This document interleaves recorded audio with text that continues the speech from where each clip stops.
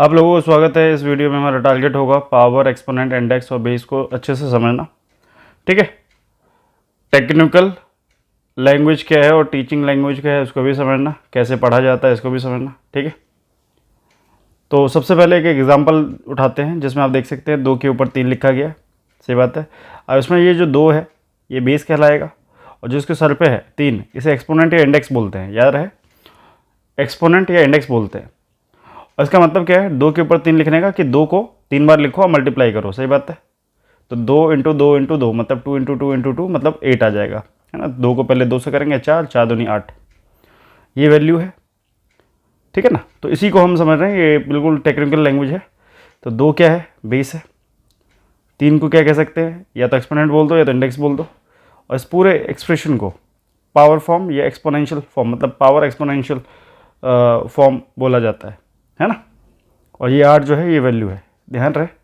अब इसे पढ़ने का तरीका क्या है, या तो इसे ऐसे पढ़ लो 2 टू द पावर 3। ठीक है, इसका मतलब 2 के ऊपर 3, या 2 रेज टू द पावर 3, इसका भी मतलब यही है। ठीक है। तो इस तरीके से पढ़ सकते हैं। हिंदी में 2 की घात 3 बोल दो या 2 की पावर 3 बोल दो। हालांकि 2 की पावर 3 में हम ये सोच लेते हैं कि 3 पावर है, नहीं, पूरा एक्सप्रेशन पावर है। 3 को तो हम एक्सपोनेंट या इंडेक्स बोल रहे हैं। सही बात है। 2 टू द पावर 3 ऐसे बोलते हैं ना, पावर वर्ड आ जाता है तो हम ये सोचते हैं 2 के ऊपर 3 और ये 3 पावर है तो 2 की पावर 3। हालांकि नॉर्मल है, आप बोल सकते हैं, कोई दिक्कत वाली बात नहीं है। कॉन्सेप्ट ज़्यादा इंपॉर्टेंट होता है। वर्ड्स अलग हो सकते हैं, टीचिंग लैंग्वेज अलग हो सकती है, कॉन्सेप्ट कभी नहीं बदलता।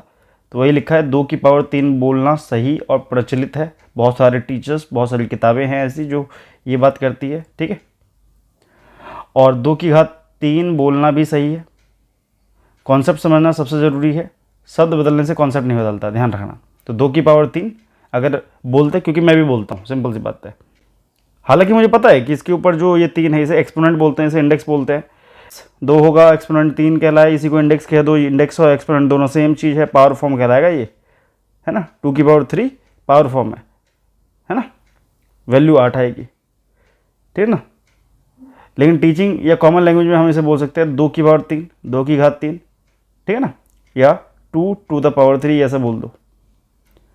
अब कुछ क्वेश्चंस कर लेते हैं, जल्दी जल्दी बताते चलना।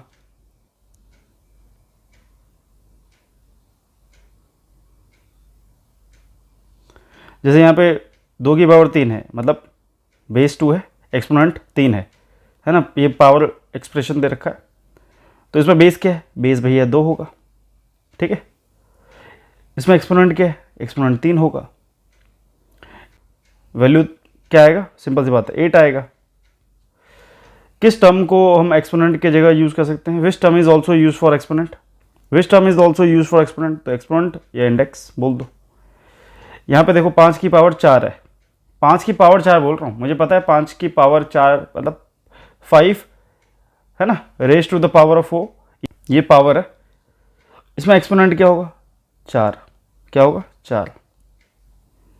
आगे देखो 3 के ऊपर 2 लिखा है मतलब 3 की घात 2 है तो इसके बाद 3 को 2 बार गुना करना पड़ेगा। विच स्टेटमेंट इज करेक्ट, कौन सा भाई एक्सपोनेंट जो है वो बेस के ऊपर लिखा जाता है, बाकी गलत है। ये कह रहा है बेस ऊपर लिखा जाता है, ये कह रहा है एक्सपोनेंट इज रिटन बिलो, ये भी गलत है। यहाँ पे हम देखेंगे कि भाई 10 रेज टू द पावर 3 है ना, तो जो एक्सपोनेंट है वो 3 है तो इसका मतलब 10 को 3 बार मल्टीप्लाई कर दो, 10 गुना 10 गुना 10, 10 गुना 10 गुना 10, इसका मतलब 1000 आ जाएगा।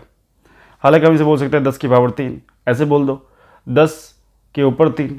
आगे देखो कह रहा है स्कूल मैथमेटिक्स में पावर एक्सपोनेंट जो होता है हम इंटरचेंजेबली यूज़ कर लेते हैं, तो ये बात सही है। विच चैप्टर नेम इज़, तो अलग अलग ये नाम दे रखे होते हैं, सब में सेम ही चीज़ होता है लगभग, है ना। पावर एक्सपोनेंट बोल दो, इंडाइसिस सॉर्ट बोल दो, एक्सपोनेंट्स एंड इंडाइसिस बोल दो। तो ये चीज़ ध्यान रखना, आज के बाद से कभी दिक्कत नहीं होनी चाहिए। तो ये है कि अगर ऐसा एक्सप्रेशन है, पावर फॉर्म दे रखा है आपको, तो बेस क्या होगा 2 होगा, एक्सपोनेंट क्या होगा, इंडेक्स क्या होगा 3। अब इसे आप टीचिंग पॉइंट ऑफ व्यू से इसे 2 की पावर 3 बोल सकते हो, 2 की घात 3 बोल सकते हो, समझने के लिए बोल सकते हो। तो ये सिंपल सी बात है, ये एक्सेप्टेड है, कोई दिक्कत नहीं है, बहुत सारे टीचर यही यूज़ करते हैं। Concept is king, words are just tools.